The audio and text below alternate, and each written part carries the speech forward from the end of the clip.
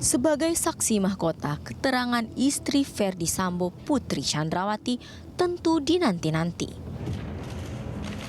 Kemarin dalam sidang lanjutan kasus pembunuhan Brigadir Yosua, Putri dihadirkan sebagai saksi untuk terdakwa Richard Eliezer, Ricky Rizal, serta Kuat Ma'ruf.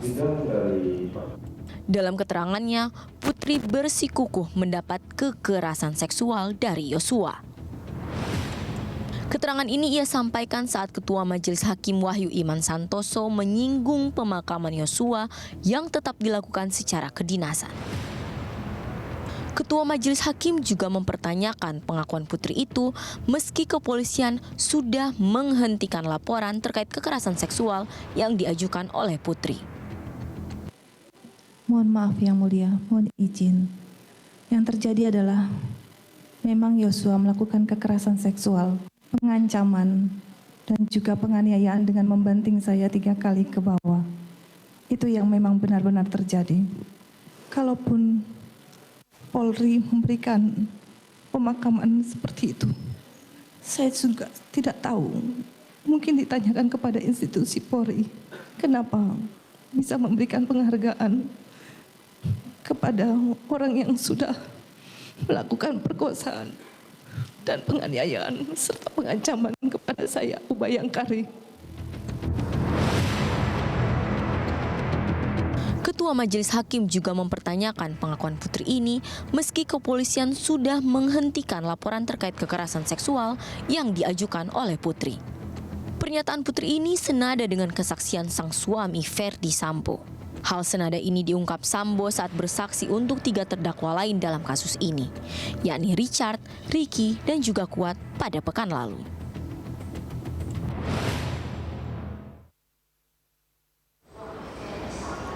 Ya, pemirsa, 2 terdakwa Ferdy Sambo dan istrinya Putri Chandrawati telah bersaksi untuk ketiga bawahan Sambo. Dalam keterangannya, Putri bersikukuh menjadi korban kekerasan seksual oleh Yosua. Sementara Sambo bersikeras tidak menembak Yosua seperti yang disampaikan Eliezer. Lalu kesaksian mana yang benar? Nah, untuk membahasnya sudah bergabung bersama kita secara virtual, sudah ada pakar hukum pidana UI, Pak Kudri Sitompul, dan juga lawyer atau pengacara dari Eliezer, ada Pak Rory Sagala. Selamat sore Bapak-Bapak. Sore Mbak. Saya ingin ke Pak Kudri terlebih dahulu. Pak Kudri, mengapa kemudian materi asusila yang sebetulnya sudah dihentikan laporannya oleh polisi tetapi kemudian masih menjadi materi persidangan dan digelar secara tertutup? Ini lazim terjadi atau seperti apa pandangan Anda, Pak? Halo. Halo.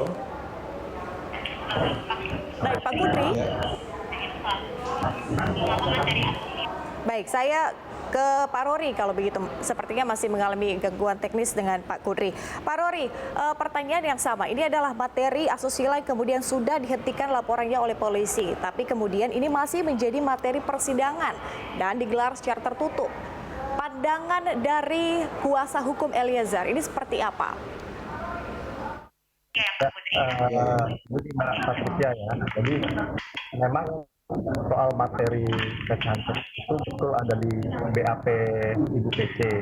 Tapi dari fakta-fakta persidangan, kami melihat apa yang disampaikan di PC kemarin tidak didukung oleh fakta-fakta persidangan sebelumnya. Kemudian ada hal yang janggal juga dari apa yang disampaikan, bahkan Ketua Majelis pun bisa melihat kejanggalan itu sehingga meragukan yang di PP tersebut. Misalnya bagaimana mungkin ya seorang perempuan korban pemerkosaan dalam waktu yang tidak terlalu lama itu bisa kembali berbicara dengan pelaku pemerkosaan. Kemudian juga dari perjalanan dari Saguling ke Duren 3 itu kan juga satu mobil antara almarhum Yosua dengan Ibu PC.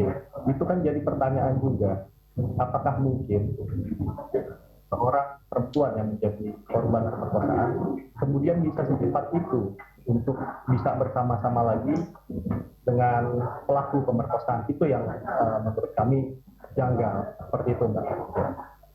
Di sini saya ingin ke Pak Kudri terlebih dahulu, kemudian karena tadi sempat terputus audionya. Pak Kudri, pertanyaan yang sama saya ajukan kepada Pak Rory. Ini mengapa kemudian materi asusila yang sebetulnya sudah dihentikan laporannya oleh polisi, tetapi masih menjadi materi persidangan.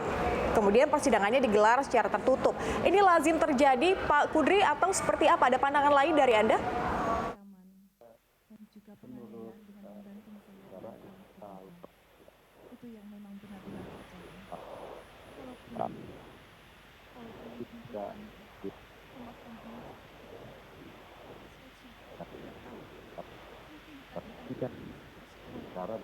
Bukan perkara kesusilaan, tapi perkara pembunuhan. Tapi karena keterangan yang menyangkut soal kesusilaan, menurut KUHP memang dimungkinkan hakim untuk menyatakan sidang tertutup. Ya, demikian. Artinya ini memang bisa terjadi begitu ya Pak ya? Dan juga penganiayaan dengan Karena saya katakan tadi karena menyangkut soal kesusilaan. Ini bisa terjadi Pak Rory, tapi kalau dari Pak Rory sendiri, dari pihak Eliezer kan masih dikatakan bahwa masih banyak kejanggalan-kejanggalan di sini. Artinya tidak akan dipermasalahkan terkait dengan hal ini atau nanti akan ada tindak lanjut? Tindak lanjut untuk apa nih Mbak?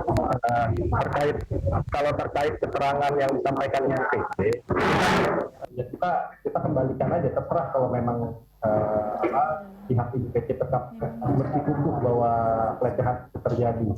Tapi kan nanti hakim ini Mbak menilai itu kan dari fakta-fakta persidangan ya. Apakah ada persesuaian dengan alat-alat bukti lain? Apakah ada persesuaian dengan keterangan saksi lain? Nah, sejauh yang saya lihat keterangan dari Ibu PC ini tidak didukung oleh fakta-fakta persidangan yang lain. Kemudian juga janggal ya, seperti yang tadi sudah saya sampaikan tadi kan, bagaimana mungkin dalam waktu yang begitu cepat Ibu PC bisa bersama-sama lagi dengan Yosua, bahkan satu mobil dengan almarhum Yosua. Itu yang menurut kami sangat janggal, sehingga kami meragukan keterangan dari Ibu PC. Demikian Mbak. Lagi kepada hakim. Saya kembali ke Pak Kudri. Pak Kudri, kalau melihat keterangan atau kesaksian dari PC atau Putri, ini yang kerap menjawab pertanyaan nih nggak tahu atau mungkin lupa begitu ya. Ini sering kali terucap dari Putri yang mengatakan demikian. Apakah ini merupakan siasat Pak Kudri dari pandangan Anda, kacamata seorang pakar hukum? Apakah ini merupakan siasat atau upaya Putri dalam mengaburkan fakta atau bagaimana Pak? Ya, kalau saksi sering lupa itu memang mestinya seluruh keterangannya itu tidak mempunyai nilai pembuktian kalau ini lupa. Tapi kalau mungkin Ibu Putri ini salah mendengar advis dari penasihat hukumnya.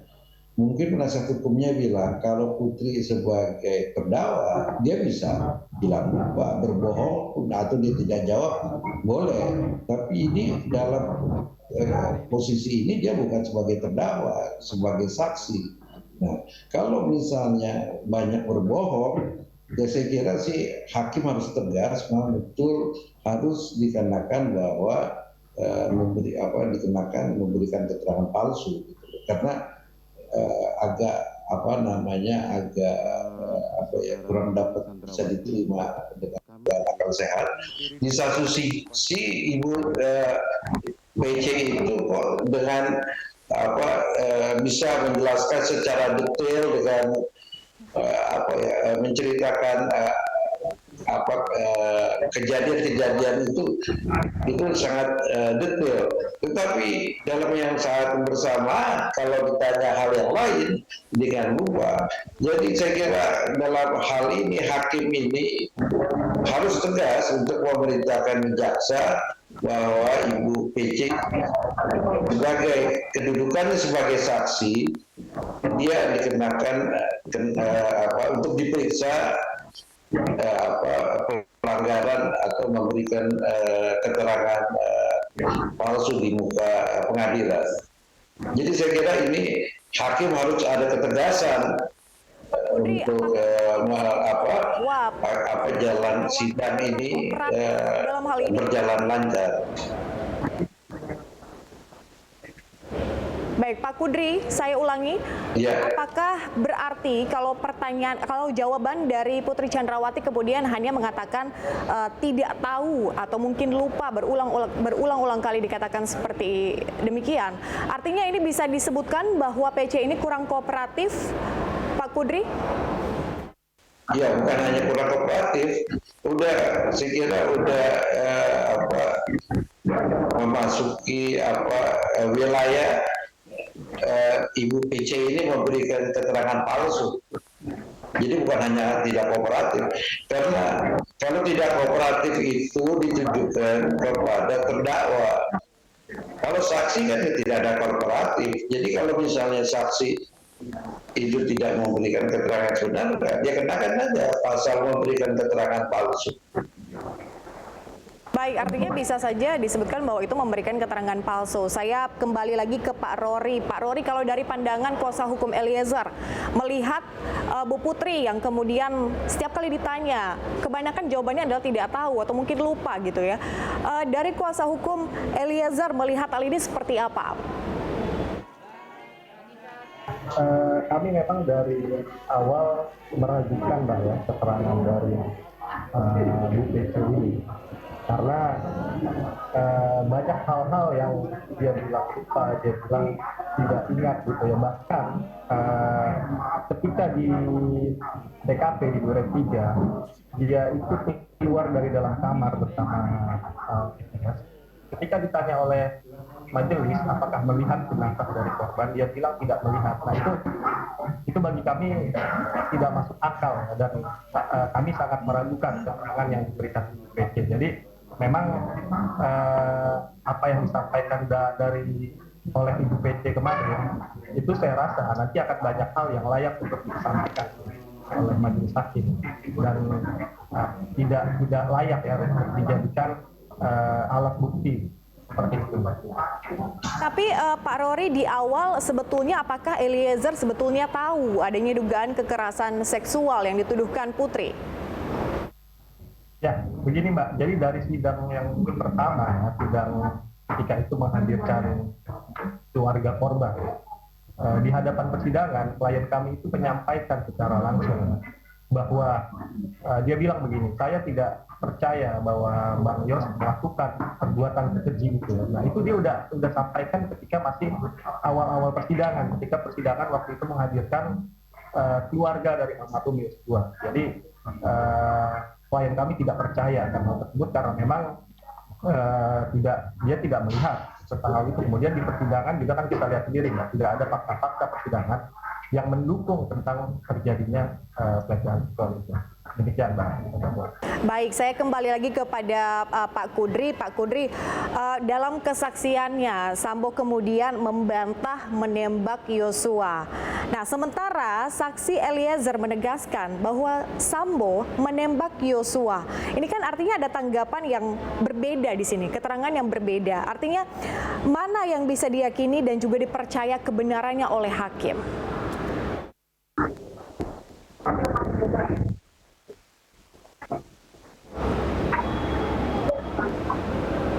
Baik, Pak Kudri, mohon diaktifkan audionya, Pak. Halo? Halo? Pak Kudri. Halo? Halo? Baik, Pak Kudri, saya ulangi pertanyaannya. Dalam kesaksiannya Sambo membantah bahwa menembak Yosua. Sementara saksi Eliezer kemudian menegaskan bahwa Sambo ini menembak Yosua. Ini ada perbedaan pendapat atau keterangan di sini. Mana yang kemudian bisa diyakini dan dipercaya kebenarannya oleh hakim? Faktor-faktor apa yang mendukung hal itu? Hakim akan menyesuaikan dengan keterangan alat bukti yang lain. Apakah ada persesuaian dengan keterangan-keterangan saksi yang lain dan alat bukti yang lain? Kan sebenarnya bisa menjadi alat bukti, ya kan? Nah, jadi kalau ternyata tidak sesuai, ya maka keterangan Sambo itu bisa dikesampingkan dan hakim akan menggunakan